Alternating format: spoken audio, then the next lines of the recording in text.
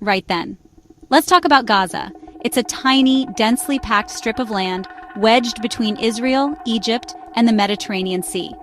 Imagine packing the entire population of a major city into an area smaller than most suburbs, and you're getting close.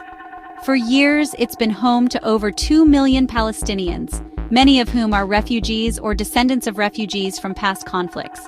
Life there, even before the current war, was incredibly difficult, with a blockade imposed by Israel and Egypt severely restricting the movement of people and goods. It's a place defined by its borders, its history, and the profound resilience of the people who call it home. The current chapter of this long, painful story began in earnest on October 7, 2023. That's when Hamas, the militant group that has governed Gaza since 2007, launched a horrific attack on Israel, killing around 1,200 people and taking approximately 250 hostages. The brutality of that day sent shockwaves across Israel and the world, triggering an immediate and devastating military response. Israel's stated goal was clear from the outset: to dismantle Hamas completely and ensure such an attack could never happen again. This set the stage for a conflict that has since spiraled into an unprecedented crisis, reshaping the very ground of Gaza itself. Since that day, the situation has become a relentless cycle of violence and destruction. Israel's military campaign has seen it occupy roughly 3/4 of the Gaza Strip. The landscape is now unrecognizable.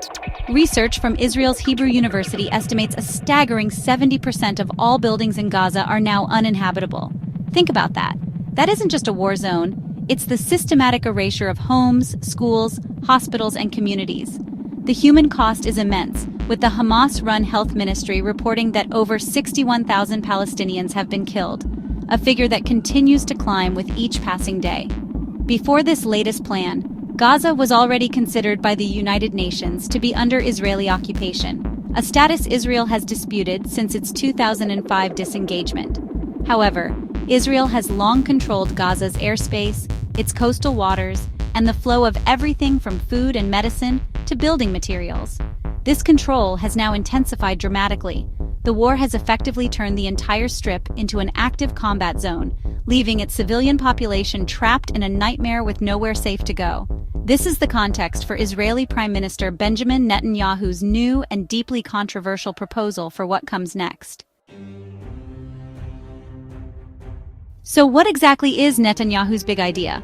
Well, on August 8, 2025, his security cabinet gave the green light to a plan for the Israeli military to take full direct control of the entire Gaza Strip. The official aims are, on the surface, straightforward: to permanently destroy Hamas's military and governing capabilities, and to establish a new security reality for Israel. The plan isn't just about winning a war, it's about fundamentally remaking Gaza's future. Netanyahu envisions a post-Hamas Gaza governed by what he calls an alternative civilian government, possibly involving Arab forces, pointedly excluding the internationally recognized Palestinian Authority. The mechanics of this plan are as ambitious as they are alarming. The first phase would involve a full-scale seizure of Gaza City, the heart of the Strip.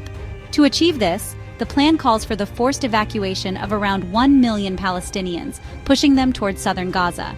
There, new compounds would supposedly be built to house them. This process is expected to take up to 5 months, turning a temporary displacement into a long-term, state-managed relocation. It's a strategy that treats a massive civilian population as an obstacle to be moved, rather than a community to be protected, raising immediate and obvious questions. This isn't just a theoretical blueprint. It's a declaration of intent to deepen and prolong the military occupation of Gaza indefinitely.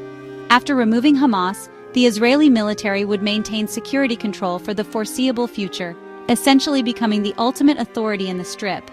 The idea is to create a buffer zone and prevent any group hostile to Israel from ever gaining power again. However, critics are quick to point out that military occupation rarely, if ever, leads to long-term peace. Instead, it often fuels resentment, resistance, and a perpetual cycle of conflict, which is the very thing this plan supposedly aims to prevent. Hamas, predictably, has slammed the plan, calling it a continuation of genocide and displacement. They accuse Netanyahu of prioritizing his own political survival over the lives of both Palestinians and the remaining Israeli hostages. For them, this is simply the next phase of a long-standing effort to push Palestinians off their land. The proposal to install a new, non-Palestinian-led government is seen as a direct attempt to deny Palestinians any form of self-determination. It frames the conflict not as a political one with a potential solution, but as a zero-sum game of total control. You might think a plan this bold would have unified support within Israel, but you would be very, very wrong. In fact, it has exposed deep divisions right at the top. The Israeli military's own chief of staff, Lieutenant General Eyal Zamir, has issued a stark warning. He argues that a full takeover would be a strategic disaster, trapping the army in a grueling, endless occupation of Gaza. He fears it would lead to a constant drain on soldiers and resources, and crucially, would further endanger the lives of the hostages still being held captive. When your top general is essentially saying, "This is a terrible idea," you'd think the government might listen. This sentiment is echoed loudly by the families of the hostages. For them, Netanyahu's plan is nothing short of a death sentence. They have been protesting relentlessly, arguing that the only priority should be a negotiated deal to bring their loved ones home. The idea of launching a new, intensified military campaign feels like a betrayal, sacrificing the lives of the approximately 50 remaining hostages for a military objective that many see as unattainable. They, along with a significant portion of the Israeli public, believe that diplomacy, not prolonged warfare, is the only viable path forward to end their suffering and the war itself. The political opposition is also in full-throated disagreement. Yair Lapid, the opposition leader, didn't mince words, stating the plan simply means more war, more dead hostages. He and others argue that Netanyahu lacks a realistic endgame and is instead dragging Israel deeper into a quagmire with no clear exit strategy. The criticism is that the prime minister is more focused on placating the far-right elements of his coalition government than on pursuing a course of action that serves Israel's long-term security interests or brings a resolution to the immediate crisis of the hostages. The core of the domestic debate boils down to a fundamental question. What is the ultimate goal? Is it the complete and perhaps impossible eradication of an ideology through military force? Or is it the safe return of Israeli citizens and the establishment of a stable security situation?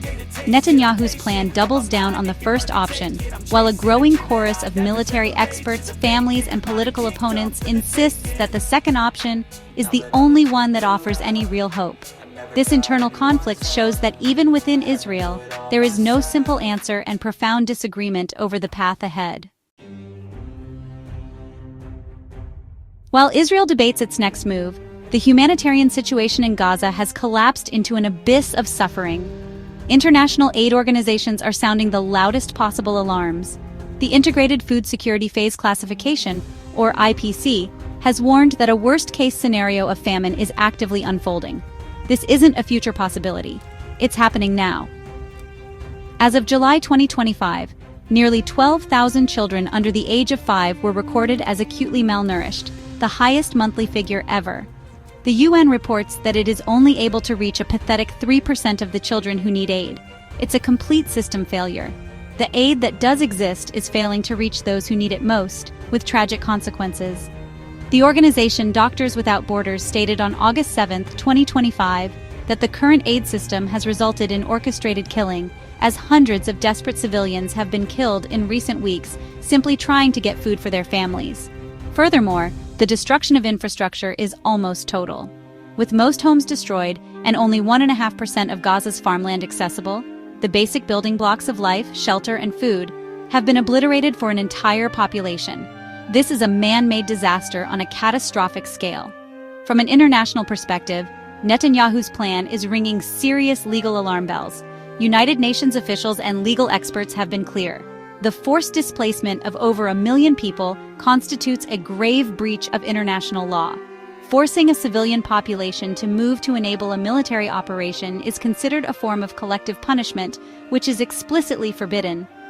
Many countries and human rights organizations view the plan not as a security measure, but as a flagrant violation of the principles designed to protect civilians during wartime, further isolating Israel on the global stage.